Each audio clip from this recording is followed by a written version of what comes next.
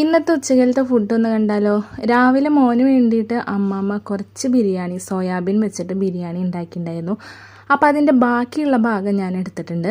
പിന്നെ രാവിലെ ഉണ്ടാക്കിയിട്ടുള്ള പുട്ടാണ്, ക്യാരറ്റ് പുട്ടാണ് ഞാൻ ഉണ്ടാക്കിയിട്ടുണ്ടായിരുന്നത്. പക്ഷെ അതാകെ പൊടിഞ്ഞു പോയിട്ടോ ഗൈസ്. പിന്നെ ഇതിലേക്ക് കുറച്ച് ബദാമും വാൾനട്ടൊക്കെ ഒന്ന് ജസ്റ്റ് ക്രഷ് ചെയ്തിട്ടിട്ടുണ്ടായിരുന്നു. അങ്ങനെയെങ്കിലും പിള്ളേർ നട്ട്സൊക്കെ ഒന്ന് കഴിക്കട്ടെ എന്ന് വിചാരിച്ചിട്ട്. പിന്നെ കറിയായിട്ട് വെച്ചിട്ടുള്ളത് ഒരു തട്ടിക്കൂട്ട് ഓലനാണ് കേട്ടോ.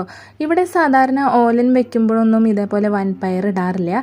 ഓരോ വീഡിയോസ് ഇതേപോലെ സെർച്ച് ചെയ്യുമ്പോഴാണ് ചില വീഡിയോസിലൊക്കെ വൻപയർ ഇട്ടിട്ട് കാണാറുള്ളത്. അങ്ങനെ ആ ഒരു കറിയും കൂടി ഒഴിച്ചിട്ടുണ്ട്. പിന്നെ ഞാൻ വെക്കുന്നതായതുകൊണ്ട് എനിക്ക് എൻ്റെ എല്ലാ കറികളും ഭയങ്കര ഇഷ്ടമാണ് കേട്ടോ.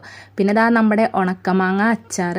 ഇതിൽ കുറച്ച് ഗ്രേവി കുറവാണെങ്കിലും സംഭവം അടിപൊളി സെറ്റായിട്ട് തന്നെ വന്നിട്ടുണ്ട്. നല്ല ടേസ്റ്റ് ഉണ്ടായിരുന്നു കേട്ടോ ഉണക്കമാങ്ങ അച്ചാർ. അപ്പോൾ അതും കൂടി ഇട്ടിട്ടുണ്ട്. അപ്പോൾ ഇന്നത്തെ ഉച്ചക്കലത്തെ ഫുഡിൻ്റെ കോമ്പിനേഷൻ ഇങ്ങനെയാണ് കേട്ടോ. ഇതേപോലെ വെറൈറ്റി ആയിട്ട് പിടിച്ച് കഴിക്കുന്നവരുണ്ടെങ്കിൽ ഒന്ന് കമൻറ്റ് ചെയ്യാം കേട്ടോ. താങ്ക്